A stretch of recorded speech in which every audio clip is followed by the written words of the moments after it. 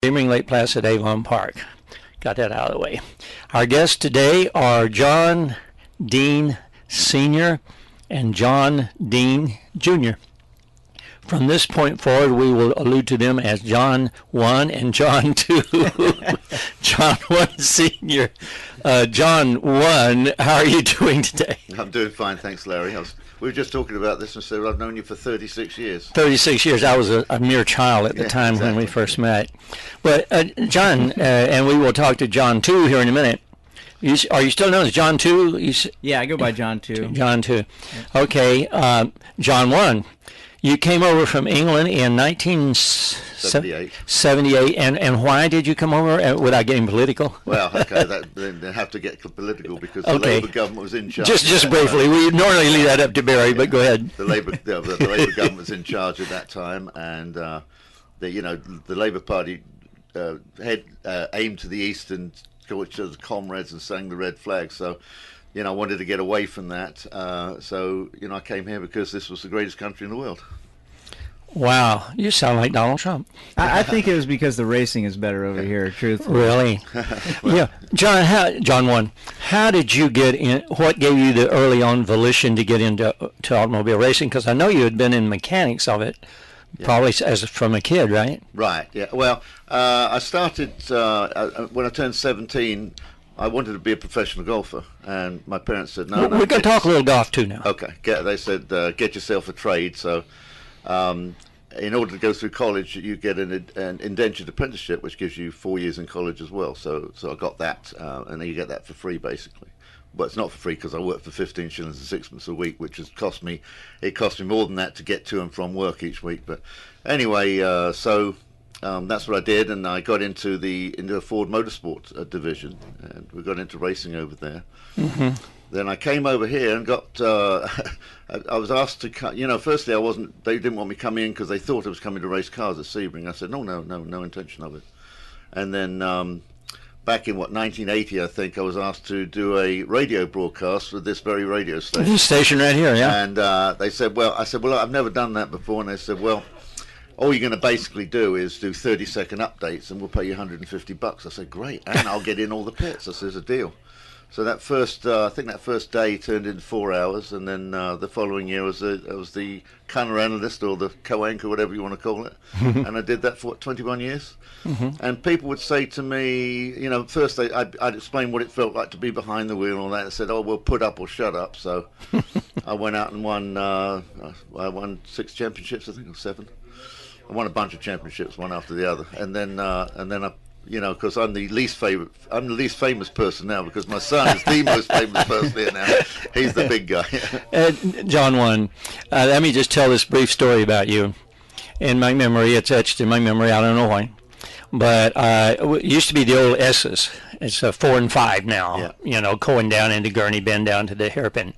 But anyhow, they were, fairly, there's a lot of undulation in the track, which there's still a lot. But here comes this guy around, coming out of 3, going into 4 and 5 in a Rabbit. Yeah.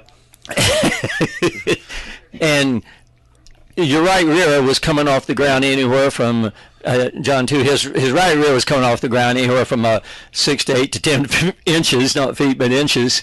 And I thought, I didn't know it was you, but I knew who you were. But I said, well, look at that guy. Is he driving a car, flying an airplane? And I think you actually won the race. But it's like, wow, how? I mean, would you call yourself? Did you like to drive on the edge? Because that was driving on the edge because you were airborne. Yeah. Well, I drove a 1600cc Rabbit, and I won the first race at Sebring. I was beaten by a couple of Pintos, and then I started winning from then on. I went to Daytona and beat everybody, and I continued all year. And people would say to me, what do you drive? You're a race driver. Yeah, what do you drive? I said, well, I drive a Volkswagen Rabbit. They say, oh, well, there's a vacuum cleaner salesman over there. He must be much more interested in that.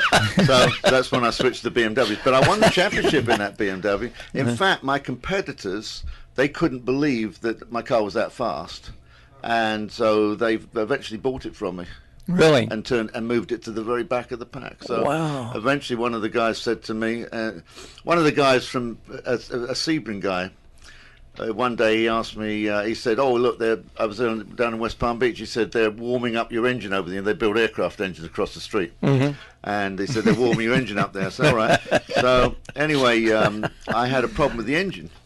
So it had broken parts of the intake went down inside and bent the valve. So I borrowed a cylinder head from a competitor. And I won the race by the entire. In fact, I was not just the entire straightaway. I was coming through the checkered flag when the other guys were still coming down the back straight. And I saw him. He was standing up there, had a hand over his heart. And he came over afterwards and he says, "Maybe it's the driver." I said, "Yeah, I've been trying to tell you that." It's kind of a combination car and driver, isn't it? Well, you know, I was pretty good at setting the cars up, and people would say, "Well, how do you set your car up?" And I tell them, they say, "Oh, that's right, but that's not true." Okay. So, you know, they all thought they got to set them up so hard. Some of the guys in the Volkswagen would set the cars so hard, when they went through the corners, the windshields would break because the whole car would twist. Wow. I set my car up loose or light or soft, so, you know, it would carry the wheel a long way up in the air. Yeah. Yeah, set up a pressure buckle in the bottom. Yeah, it would carry, but you know, I was driving so hard one time, I was literally looking over my shoulder at the ground. The car was that far over. I saw that. Yeah, I saw that. Yeah. Full throttle all the time. Yeah, so I did very well in the car, and then I switched to a BMW, which I built, and I said, "Boy, I've got a third place car, all I've got," and I won every single race of the season. I was getting tired of it. I finally built my own suspension, and then it was a first place car. While I'm so on my mind, let's talk about Checkered Flag for a second. Checkered Flag, which is right down the highway from us here. You still own and what all do you do there at Checkered Flag now? I do. Do you still do some golf stuff there? No, I don't do any. I've still got a little golf shop there, but I don't sell clubs anymore. Okay. We were actually. That was just our overflow because I had a partner and we were actually had two golf courses we were putting clubs and balls into, but we're out of that now, so I don't really do any of that now. So you still do auto repair? Yeah, I still do auto and repair. Pretty much specialize in like mostly European, but everything. Yeah, everything. Yeah. Okay, John too. I know everybody. Well, you've been getting a lot of newspaper coverage lately. Yeah, they're very kind to us here. Yeah, they've been good to you. Mark Pinson and Scott Dressel and all of the different writers that write. We got some great writers. Alan Moody, yeah. Alan, he's been really yeah, good. He stops by the shop. Alan's very good. Excellent. But I think a question people would have for you, and I have, and I don't know the answer, is where did you get the name Sick Sideways? That just came up years ago, just kind of my driving style and working with Skip Barber and doing a lot of drifting, and it's just kind of a term that I phrased, you know, dude, you were sick sideways, you know, so when I was starting my business, it was instantly, that's what I'm going to name it. Well, explain to people that might not understand what drifting. I think drifting is the most fun of all, but especially until I got on some pine needles and hit a Florida hot pine, it didn't move. But explain drifting. Drifting is kind of an art form. It's like figure skating, because you're sliding the car and it's a show. A lot of drifting I have done has been exhibition style drifting, where we'll actually take riders and we'll have a big crowd watching us, and it's not for competition, which in my opinion is a lot more fun, because competing in drifting is kind of awkward. It's who really won, you know. It's judged on speed, angle of slide, and how close you're getting to certain objects, and smoke. Very interesting for us, exciting for people to watch. We got a phone call coming in, but I think it's the remote. Our friend Barry Foster's up there at doing a remote at. But you were talking about one of his race cars, his BMW. I think the best race car that he drove was the one I built for him. Okay, now I built his race car and he built mine. Let me just preface this next question and let you just know that I'm just the messenger here. I was adamantly requested last night, talking to this gentleman, when he knew you guys were going to be on the show today, and he said, ask this question, then run. But it's not going to work because y'all are between me and this. I know where it's going. And you probably know who I'm talking about, don't you? I don't know, but I know where this question's going. Well, I'm just the messenger. You want to know? I'm just going to tell you who it was because I'm sitting in his chair. It was Barry Foster. Uh-huh. So Barry, you're in trouble, and me too probably. But it's like, tell us about the first time you beat your dad in a race. It's hard to remember that. I remember that's Barry Foster's we had a lot of really good battles. I think the most memorable time racing against my dad was I was just kind of figuring things out, and things were just starting to click in the car, and I was just getting to that point. Was it Mazda? This was in BMW. Oh, we had sister cars at the time. Oh, okay. And I was just really starting to put things together in my own style and way of thinking about driving, and I was able to kind of hang with him. And we went out for a practice session together, and we were on the short course at Sebring, and he goes out behind me, and there's this corner where it connects the short course back across. It's between turn 14-ish back over to turn 3. And I turn in there, and it's very off camber. It's an awkward corner, and I just turn in with a little bit too much speed, get back to throttle, the car goes sideways, I catch it, I hit the curb at the exit, go flying over the curb, I'm 4 wheels off, and he goes past me. And I was thinking, oh great, when we get into the pits, he's going to be yelling at me for destroying the car. So I slide in behind him, I follow him, I'm all over him the whole lap. We get back to the same corner where he's in the lead, same thing, he turns in the corner with too much speed, goes sideways, flies over the curb, flies off, and I go back by. And that was one of my most memorable moments racing against him. And we vowed to never go out in practice together like that, because we'll destroy the cars trying to beat each other. Very competitive. Yeah, we would qualify. Yeah, you want to win practice. We would actually qualify on other sides of the track, so we wouldn't run together, because then when we run it together, we'd kill the cars. I mean, we'd just. And I remember one race. Well, we were actually qualifying within. We were going out together. And we were separately and qualifying within 3/100ths of a second of each other, and we were on pole. But I remember one race where we were running so hard, we were in a class down. There was like we were at ITA, and there was a load of ITS cars. There was probably 20 ITS cars ahead of us. And we were running so hard between us, we were literally trying to pass the overall leader. We were second and third overall. That did make them very happy. No, they were all mad. I lost my brakes, but at the end, so John won that race. That was a good one. Oh, well, I know. John too. What part in your achieving what you've achieved so far in the racing community has your dad played? Well, as a kid, you know, he was kind of a mentor. I looked up to him and watched how he drove, and to watch him drive, it's the textbook way of driving. So he's. Now, what do you mean by that? It's if you read a lot about racing and you understand vehicle dynamics and driving theory, he's got that exact style. You know, he doesn't overdrive the car. All the inputs are the right amount, not too much. And if you watch him in the rain, you can it's really apparent. So I grew up watching that, and I'm thinking the entire time, okay, that's how I need to drive the car. Unfortunately, I should have been thinking about marketing things too, but I was focused on just being the best driver I could. Yeah. And that has really helped me. And there's days where I get out of the car and I think, man, I was just hacking at the car. I need to smooth it out. And then I watch my video, and I'm like, man, that is the smoothest that you can think of driving. So I still impress myself sometimes, and I'm the team principal at the team that I own, and we're a seven car team. So I have 6 other drivers. You're a 7-car team? We are, yeah, 7 car. All Mazda? All Mazdas, yes. Wow. So I got 6 drivers after every session reviewing my video and my data versus their video and data. And by data, I mean every input that you put into the car. How far you turn the wheel is logged. How fast you're going, GPS speed is logged, brake pressure is logged, throttle position is logged, everything is logged.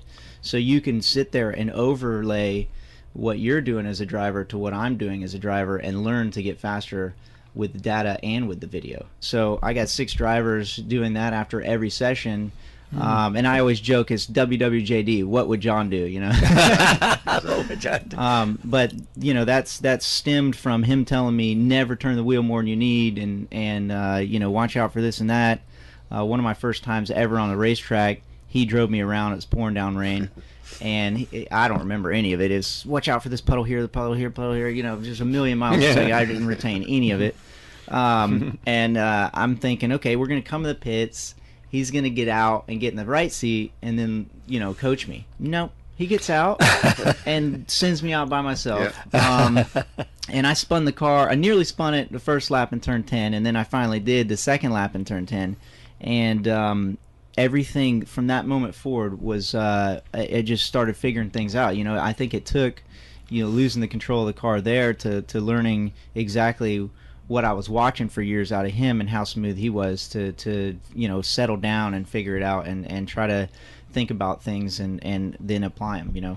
Yeah, the one thing that you mentioned there I think is important is don't overcorrect. It's so important in racing. Yeah, and or on the highway, period, you know. And what most people don't understand, they think about driving the car as the steering wheel, but the steering wheel is actually less important at a level, at any level of racing really, than what you're doing with your feet. If you think of an input, most people think an input is going to the throttle or going to the brakes or turning the wheel. But there's other inputs that are even more important than those, is how you come off of the throttle, how you come off of the brake. You're telling the car to do something. Yeah. And if you look at crashes on the street, crashes on the racetrack, a lot of those crashes are caused by coming off of something while turning. Yeah, backing off. You're unloading the car incorrectly. Losing control. But that's kind of the stuff I started learning by watching him and then figuring out what my inputs, how they're affecting the car, and it's you know, just clicked from there. One thing I heard you and he discussing one day, and how technical racing can be, and down to the detail. You were talking about what your brake pads were made out of. Yeah, that's very important. John, can you expound a bit on that again? Yeah. Do you remember our conversation about well, that? In actuality, it was funny because I had a set of racing brake pads, and I was trying a set of these street pads that were supposedly titanium, and they're supposed to be really good. But I had a set of brake pads in the car, just in the trailer, so I could change to them. Well, John stole them, and he knew I didn't have good brakes, so he came down. He kept pressing me till I run them completely off the car. You know, you got to exploit the weakness. But it was a lot of fun doing that. But you know, I say brake pads are very important. You know, and a good material. You need a carbon, you know, ceramic or carbon metallic brake pad, but you know, it's got to be a racing pad, and different types of pads have different types of bites. So you know, like if you were using endurance pad, you have to move your braking point back a little bit because it just doesn't stop as quickly, but it lasts a lot longer. But in John's case, you know, now I've got to tell you, John is the series champion. You know, he won the championship. That's a national championship. So I believe I was in the paper. Said something about that. Professional championship. It's a professional championship. Yeah. So he's been way above where I was. You know, I won a national race here at Sebring. I was the first Sebring guy to do it, but he's gone a lot further than that because he's won races here at Sebring. Well, the only thing was they didn't run this year at Sebring, which was sad. But he's won pretty much every year since he started. So you know, and he's the guy to beat because, you know, they're after him and they're trying everything they can to beat him. You know, sure, when you're number one, you know, everybody's going to be after you. They're gunning for him. Yeah. Okay, listen, I hope this is interesting to everybody listening as it is to me. We're going to go to commercial break here, so Mr. Lynch makes his big bucks he makes every week, and we'll be back right after these messages. Okay, we are back, and I don't know if I have this gentleman on the phone or not. Caller, can you hear me? Yes, I can hear you, Larry. Miracle of miracles. All right, there's some guy here named John Dean 2 that he wants to talk to you. So, John, go for it. Hey, Glenn, this is John 2. Why don't you introduce yourself to us? Yeah, so I'm a driver for Six Sideways Racing, and I won I'm in the Mazda Road, the 24-hour shootout. I won that as a champion and won a $100,000 scholarship to compete in the battery tender Global Mazda MX-5 Cup Series with the team. So I actually got my invite to the shootout by competing in a world championship online on a simulator, won that world championship, was invited to the shootout, won that, and got a $100,000 scholarship, took that scholarship to Six Sideways Racing, and now I live near the team. I, test with them, trying to help them with the cars and their marketing, and just travel around the nation and race with them in a professional series. So, yeah, life's pretty good right now. So Glenn is the simulator he was talking about is iRacing, and they're one of the biggest simulators in the world. And I'm lucky enough to just started iRacing recently. Got on the other night with Glenn and one of our other teammates, Nick, and we joined. Actually, Glenn hosted a race, and we can sit there and race each other and practice with each other on iRacing. And we did that on the track that we're going to next, which is Canadian Tire Motorsports Park, formerly known as Mosport. And so we raced our cars in real life, the ones we have, in the game at the next track we're going to. And, of course, Glenn destroyed us because he's an alien in the game. He's crazy. He's a what? He's an alien. Oh, an alien? He's just at an inhuman level of speed. But, we were talking earlier about reviewing data and video, and Glenn is one of those guys. He'll review data and video until the wee hours of the night. And we'll discuss how we're competing against each other, how we compare, and he's one of the guys on the team that I will actually be able to find some things that he's doing, even though his experience actually racing a real car is very limited. Most of his experience comes from racing on the simulator, but in real life he's extremely fast, and there's pieces that he'll do, through certain corners that are actually better than what I'm doing. So I try to learn from him and apply it and continue to push myself harder. Do you own that simulator? Is it a special? Is it Mazda's right on, or what vehicle is it on the simulator? Yeah, go ahead. You can take this one, Glenn. Oh, on the simulator? Are you asking me? Or? Yeah. What type of car is on there? Oh, well, they have replicated the Global Mazda MX-5 Cup car. So when Mazda developed this race car for professional racing, they worked with iRacing, which is the advanced simulator, and they had partners that this simulator models. It's the best simulator in the world. It models every little piece of the car. So it models the tire, it models the suspension, it models the torque in the chassis. And then it links all these models together to give you the real experience on the road. And Mazda worked very closely with iRacing to develop the suspension parts for this actual real car. So they worked very closely together. The car's, I think, one of the best mimicked cars on a simulator. And so we have the real car in iRacing, and then we jump in the real car in real life. And it's pretty seamless between the two. They laser scan all the tracks as well. So, like John was saying, we're going to Canada up at Mosport, and the track is laser scanned down to a millimeter. So every little bump in the road, all the elevation, all the cambers and things like that, all our brake zones and lines through the corner, I've found them to be they're there. The same. Yeah, and I found them in the game. I spin out over the top of the hill at Mosport like every lap. It's frustrating. Hopefully I won't do it in real life. But Glenn, I saw that I was looking on Facebook, which you can find us on Facebook. You can find Six Sideways on Facebook if you're on there. But I saw a picture of your race car, but in the game, like exactly the same livery. Yeah. So iRacing has been a big promoter of we're one of the first sim racers, like virtual to real sim racers, and Mazda and iRacing have been really promoting it and really love what Six Sideways is doing for the team, for all of them, and they've replicated my Six Sideways race car in the simulator, so anybody in the world can download the Six Sideways racing car, like my car. That is so cool for me, being the team owner as well as a teammate, especially as well as we have other sponsors, like local sponsors, that Southern Signs wrapped that entire car. So they wrapped his real car, and Signtastic as well made the stickers. They're two of our sponsors that do a lot of the graphics on the car. So they did the graphics on his real car, and then they took the real car and imported it into the game. So all of our graphics that these guys did locally are able to download worldwide, and you can race Glenn's exact car, which is a Six Sideways car on the internet. It's so cool. Yeah, the support in the sim community, the simulation and video game community is very large, and their reception to Six Sideways has been extremely huge and positive. I think we're in the virtual world now, we're probably one of the biggest teams, that the fans are excited about now. Well, I couldn't believe it. So we go to these different racetracks, and fans will come up to us, and we have these interview sessions, and we sign autographs and stuff like that. And we go there, and I've been in the series this is my 5th year.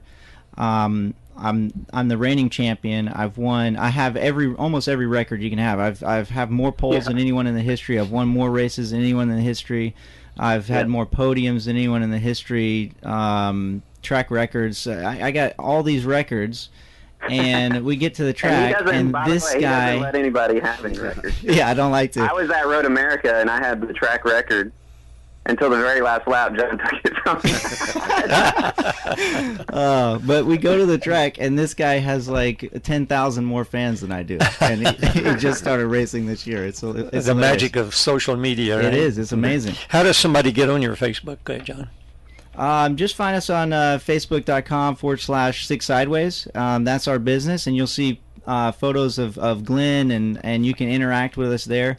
And then just search for me, John Dean 2, and Glenn McGee on Facebook. Well, your company is headquartered right off the Parkway here in Sebring?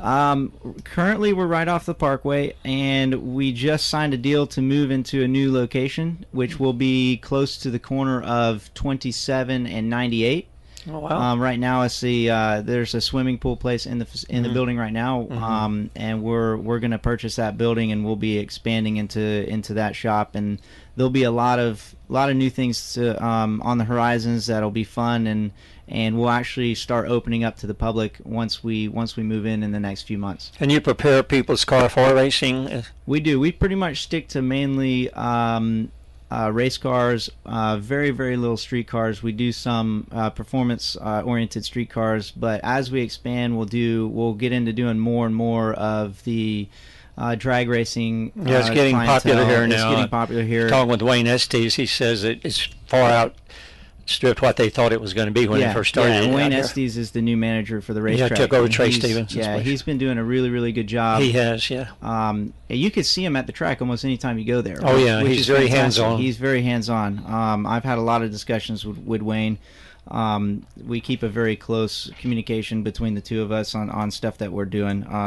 So we're looking forward to that expansion, and I would not be where we're at now if it weren't for the help from my friends and family, my dad teaching me the basics of what I know now. Some of our sponsors, which include some of Glenn's sponsors as well, which is iRacing and Projections Research. Mazda is putting a lot of money into myself and Glenn to continue to race this year, and hopefully throughout the future. And we're very happy to be driving and racing Mazdas. I actually have a Mazda street car, a CX-9, which is fantastic if you want a car with third row seating. But also, I'm also sponsored by Intuitive Massage here in town, which before and after each race I go in and I get massaged, so I feel at the top of my game, and really big thanks to those guys for doing that for me. One thing, and I'm in the dead-eye media out there, and most of the drivers get up there at one time or another during the week. And one thing I noticed about a common denominator, they're all in extremely good physical condition. They all, I don't know what kind of cross training they do or whatever, but you just see these guys got quick reactions. Well, that's what it takes. Glenn and I compete on and off the track in every sort of way. If one person weighs more than the other person, we try to joke around with the other person that it's going to affect his cross weights, which is the cross angle of weight across the cars. So if you're a little bit lighter, it helps a little bit, even though all the cars weigh the same. But it's really funny, and Glenn's in better shape than I am, so I gotta pick it up on my end. Glenn, hang on. I've got to ask a trivia question for Mr. Lynch, and this should be interesting. You actually can answer it too, and I've waited so late, and we'll open it to John Dean 1 and John Dean 2. It's actually it's racing, but a little different. Okay, who was? Wait, I can't read Ed Lynch's writing. I can't even read my own, much less his. Who was the sitting U.S. president to attend a firecracker? The first sitting U.S. president to attend a firecracker 400 race. Oh. Well, for those who are listening, 385-9985 or star 9965 if you're on a cell phone. And Glenn, you're already on here. So that's the question. Who was the sitting president, the first sitting U.S. president to attend a Firecracker 400 race? We'll give the senior member here a chance. John won. Yeah, well, you know what? But I was just thinking that. Being from England, you know. No, yeah, but the funny thing about this, of course, is we don't do that kind of racing. I know, it's in NASCAR. It's NASCAR. Way to go, Ed. Completely different what we do. Yeah, Road racing we should know it, though. We should know it, yeah. I don't know who it is, but it's Okay, probably Glenn, you want to take a shot at it? Reagan, I think. Well, I thought you were going to say the first sitting president that watched firecrackers. I was like, oh, maybe Lincoln or something. That would have been George Washington, probably. Yeah. Yeah. God, I would say, like, I don't know. Well, let's try Kennedy. Who? Sounds like the right time frame to me. Who? You say Kennedy. Oh, Kennedy? No. No, you're not right. Hey, listen, Glenn, I'm going to try to hold you here because you and John, too, have a lot. But I got to go to a commercial break. Last one here, and we are going to be right back, hopefully with you, if I can hold you, to the end of the show, okay? Absolutely. Okay, we're as Mr. What's his name again? Oh, yeah, Ed Lynch. We're rounding third and headed home here, but we do have an answer. We do now have an answer to the trivia question, and that was the Gipper, Ronald Reagan. So we do have an answer for that. Don't call in for that. John, too, Glenn, are you still there? Yes, sir. Wow, he's a very patient man. Very patient. Yeah. Okay, John, too. Hey, man, I just wanted to mention a couple things before we go off air. One is the remainder of our season is officially going to be live streamed on the internet. And correct me if I'm wrong here, Glenn, but it should be www.ustream.tv/Mazda Live. And I believe that you can watch it live, and I think they will also record it to where you can go and watch it later. Is that correct? Yeah, that's correct. And actually, the easiest thing to do for your listeners would be just to go into Google, type in Mazda Live, and there'll be a link right to the Ustream. That's the easiest way to get there. And also, you could go to my